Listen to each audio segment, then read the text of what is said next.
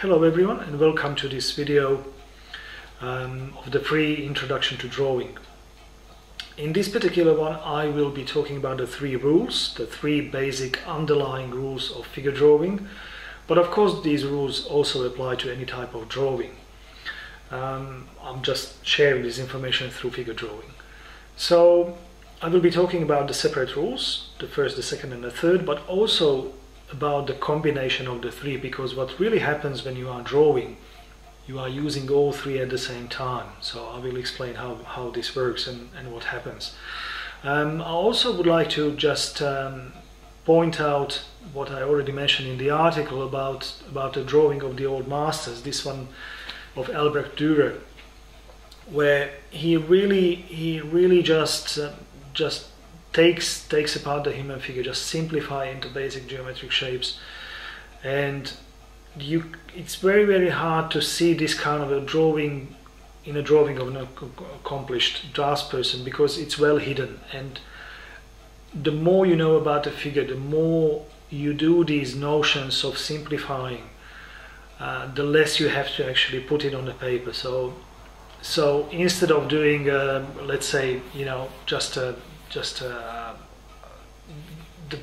cube for the head, instead of drawing all the lines, you just put the pencil here and there on the paper just for your own information, and all of these marks kind of disappear into the drawing, so the drawing looks all very nice and clean. But when you start doing these drawings, it's important not to worry about how clean the drawing is. Don't try to make a finished drawing every time you sit down to draw. At the beginning there's going to be a lot of drawing that you just do for, just to train your hand, just to train your eye, just to train your way of thinking. This is really just practice. This is really study. This is how we learn. So it's incredibly important to see how far he goes in simplifying the structures. I mean, really, it's literally just few lines, but it gives you a sense how the large parts of the body, how they are rotated, how they are positioned. And same, of course, goes for the drawing of Luca Cambiaso. Although he, as I mentioned also in the article, he takes it a step further, and these simple shapes are shaded. I really at this stage, if you go in a linear fashion from article to article, because you are absolute beginner, or you just starting and you would like to get all the information in a progressive manner, please do not worry about the shading at this stage. It's really important that first you just get the basic concepts, and then we can add more information to that. But if you try to deal with everything, it just gets too confusing, it gets too hard. So what I would like to do is I have a few drawings here, a few images that I will use to explain what I mean. So, but first of all, like I said in the article, so there's basically three shapes, which is the cube, drawn in more or less perspective, and then we have a ball, which drawn as a line, it can be a circle, as long, just to clarify that this is a ball, I will just shade it a bit so it's all understood. And that's the cube. And the third shape that is really important is a cylinder. Now, any part of the body can be explained and can be represented or captured through these three shapes. Now, it is important to remember that these three shapes are not rigid. That means that if you want to use the cube, you can kind of make it slightly bent if that's what you need to achieve. If that is the shape that you need to represent, it is still a cube. It's elongated, it's bent, and all that, but it's a simple geometric shape. So same will go for I don't know, for the ball. You may end up doing a kind of an oval shape, like an egg-like shape. It's often used for example, for a rib cage or even for the head. The same goes for the cylinder. The cylinder may end up being kind of, you know, one end narrowed down to simplify something that looks like that. And also what happens is you combine these shapes. So you may have, in a very simplified manner, if let's say this cube is the head, and it roughly represents nearly in that view, and on top of that there's a nose, again simplified in a simple geometric shape. Well, that will be somewhere between these shapes that takes on that. And then, you know, the chin, you may decide to do an elongated shape. For the cheeks you may do another couple of elongated kind of oval-like shapes or versions of the ball, and so on and so on. So you modify these shapes to make it work for what you need. All right, so for this man here, what I would do in terms of the three rules, obviously the first rule, like we said, is for you to know, to have the information, to know what it is, what you're drawing, what it looks like, what is the shape of it. And in terms of figure drawing, all of that will come from learning the anatomy. I have to say here, just for the explanation, that anatomy is, I teach the anatomy in the series of what I call lectures, which make up a drawing course. This is not, that one is not free, but each and every part of the body, there's 13 parts.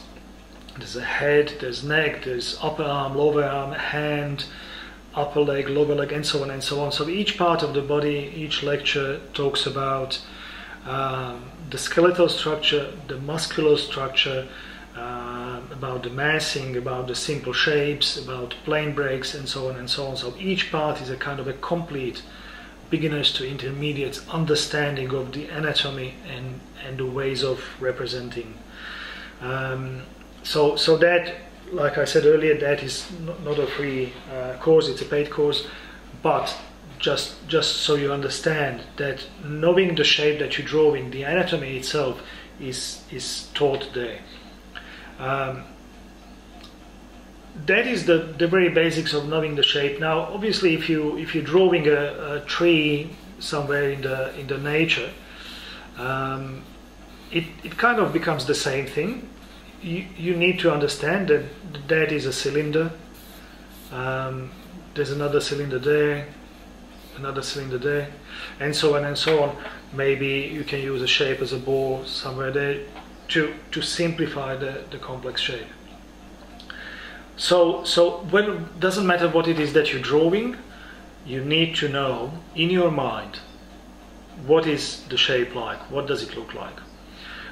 If you're not sure what it means, as long as you can describe it, then you know what it is, you have it in your mind, and then you can draw it, then you can transfer that imagery from your mind on the paper.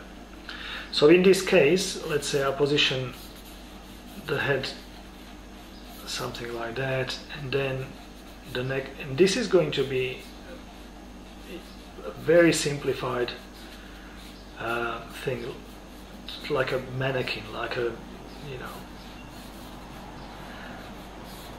because that's all. Everything else that follows in a really detailed and beautiful figure drawing starts from here. This is the basics. So if you don't get this part, later on what you add will not work. And as you can see, it can be done in a very simplified manner.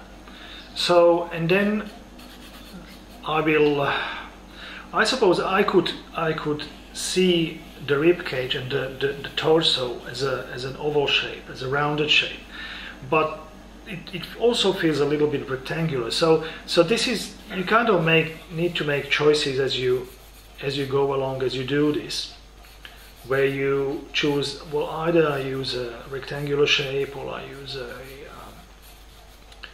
an oval shape. Whatever seems to be working better. Now I'm going to do this just as a rib cage, and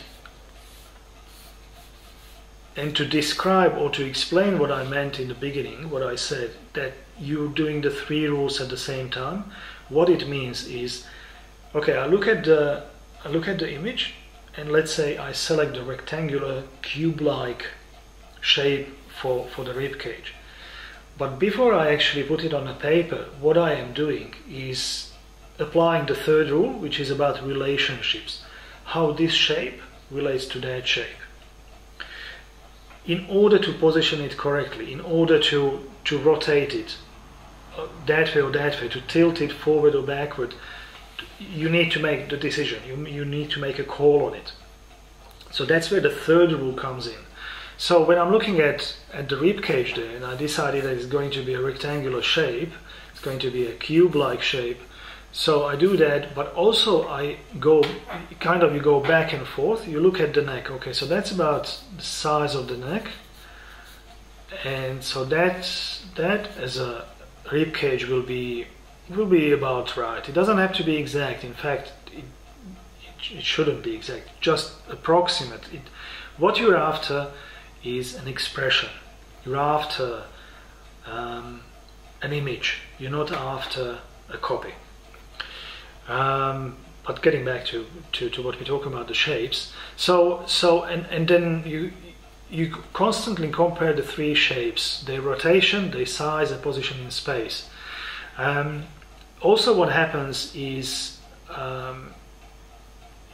whatever you start with, that the first shape you put on the paper, that will determine the size of the whole body on the paper itself. So what I really want you to avoid is to put down the head of about that shape and that size, then do the neck, and once you do the rib cage, you decide that actually the head is smaller, and you start erasing and changing.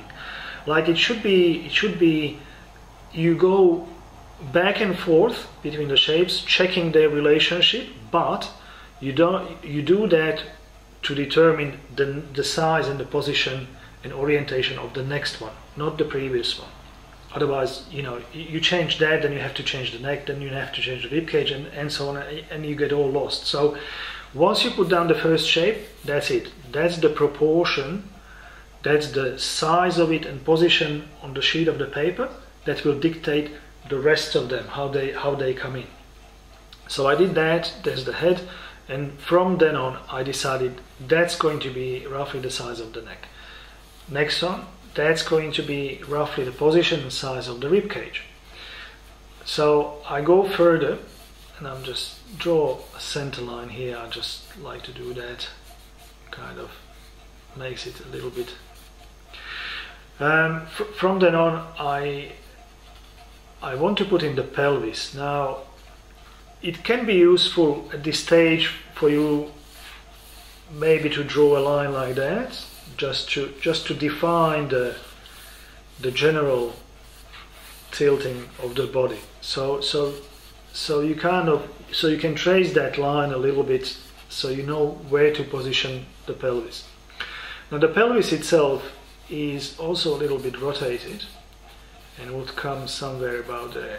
Now I'm using a box, but you can very well use a rounded shape. Now from this cube-like shape comes forward a leg, and what I'm doing is I'm going to probably put in the knee first, and from then on, and this is really what I'm doing here is about foreshortening, but I don't want to talk about foreshortening right now. It's going to be a separate video on that, so just bear with me. The most important thing here to kind of become aware of is that leg is really just another simple shape. That is the point of this video, just to play with that.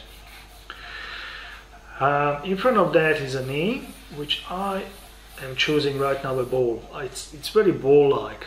So you're constantly looking at the model and thinking, what does it look like? This is the process of the 3 rules, making it conscious, not relying on just, you know, thinking about the laundry or the shopping and moving your hand. That is not going to work. You have to make these conscious decisions.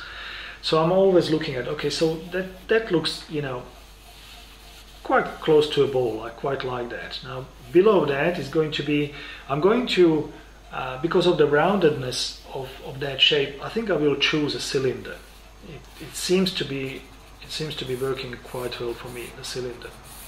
And what I will do is make the cylinder wider on the top and narrower on the bottom. And I'm not worried about the widest part being a little somewhat lower than the top.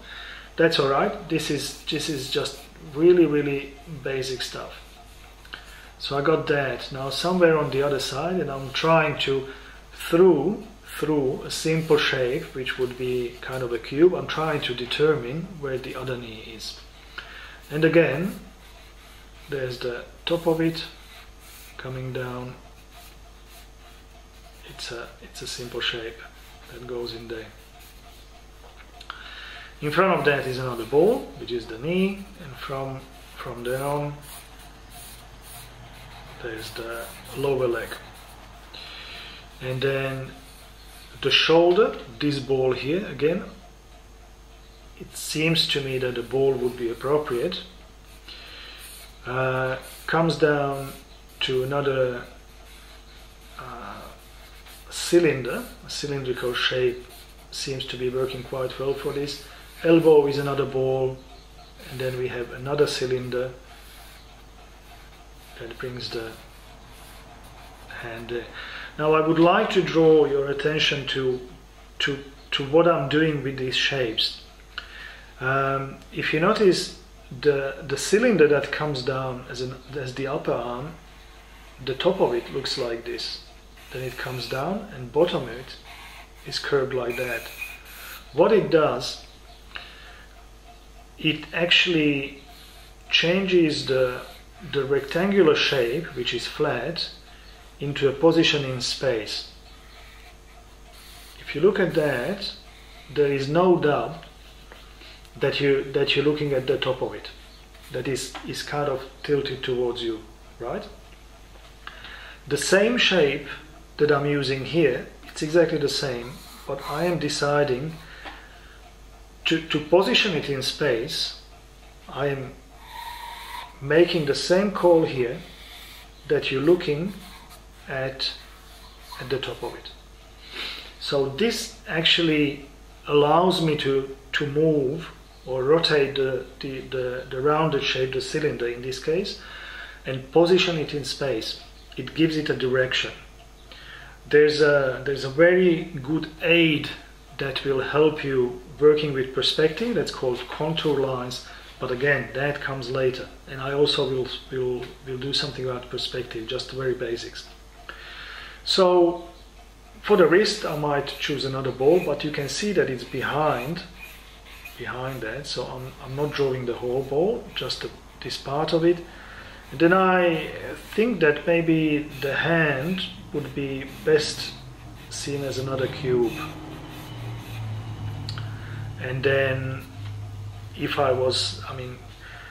generally what I would do is to conceive the fingers again as a block. It just makes it easier to handle. But within that block, if you choose to, you could specify each of these fingers as another elongated cube. So later on, I'll come back to that. Anyway, so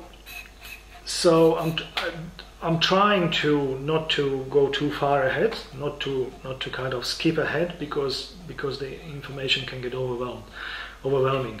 So let's just stick to the basics. And I will place another ball on this side, which is the other arm. And again, you can see that this is the shape of the rib cage. I'm placing it somewhat to the side, and from that spot comes down the other the other forearm, which is behind that, which has another ball, and from this ball comes up another cylinder.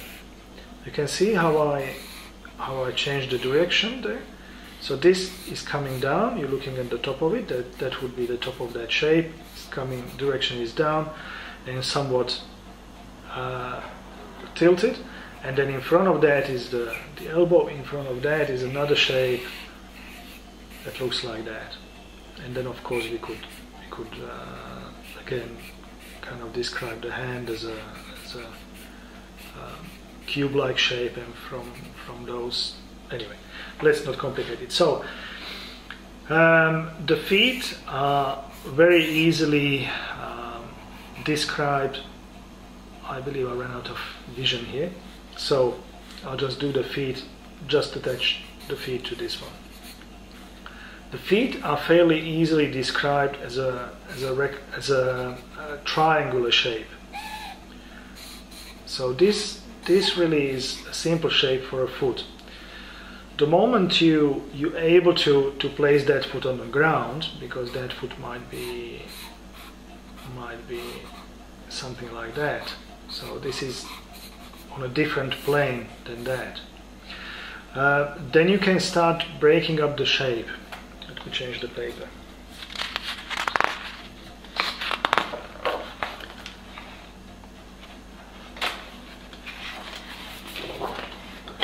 So once you get the shape, or the general shape, then you can introduce smaller shapes within it.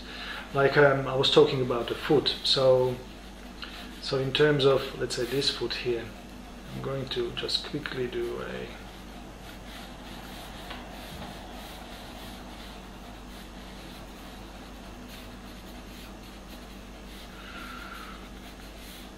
and this is just a quick sketch so that I can demonstrate what it is that I have in mind. So the triangle kind of shape is pretty much there. That's the front of it, and that's the side of it. Now as you progress, you will make these shapes more complex. Within this you can introduce, this line comes straight and then it comes to this little bit to the side, but still working with simple geometric shapes. And it takes up a much more description of a shape if you do it that way. So for the large toe, I would do a cylinder. From that cylinder a ball. From that ball comes a cylinder somewhere back. There's something of a toenail on top of it, and again a series of cylinders that would describe all of these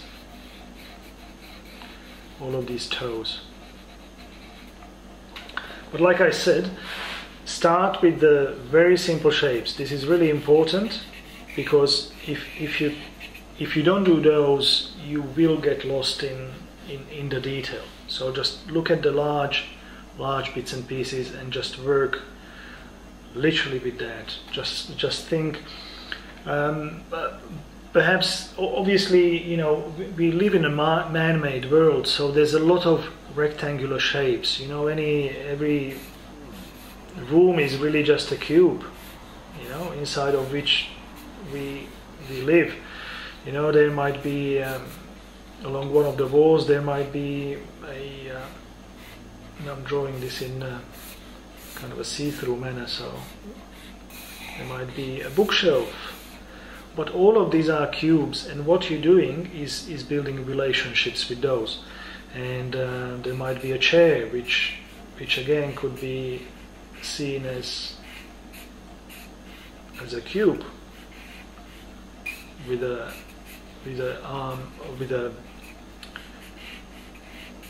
this bit here on the top.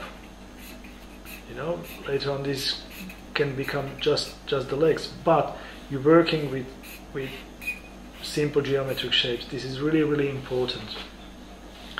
So there's a lot of opportunities to practice all of this to get in a habit of seeing things through the simple geometric shapes. And when that kind of gets ingrained, when that kind of rolls on, then you will be able to kind of forget about that and just think about the next step, adding more information to it. But this is really the basics. So you need to make a decision what the shape looks like. Then you need to, in this case, thinking about the thigh, thinking about the upper leg, trying to forget about anatomy, what I know about it, what I know, what muscles, what's happening there, why it looks the way it looks. If I forget about all of that, the simple thought that's in my mind that it looks like a cylinder.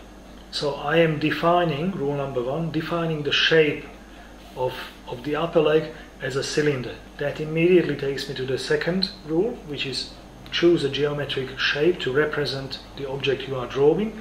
Okay, so cylinder. The cylinder, I know what looks like.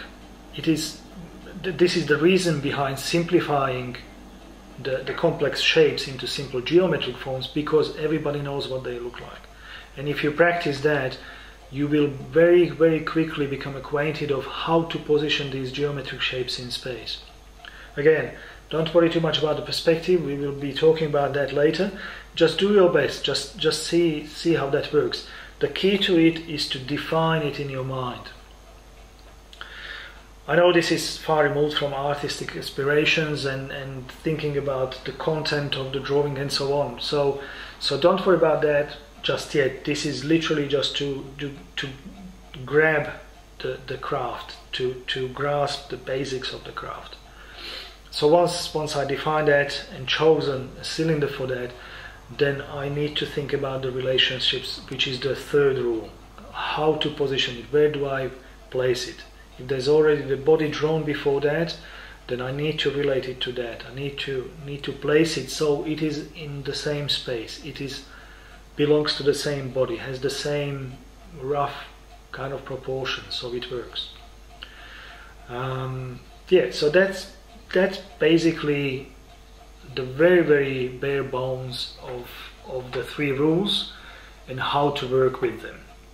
So don't worry too much about messing up the drawings. That's good. That's what happens with everyone and all the time. So it's good. Try to think about the simple geometric shapes and arrange them in relation to each other. Alright, well, I'll come back with the next video.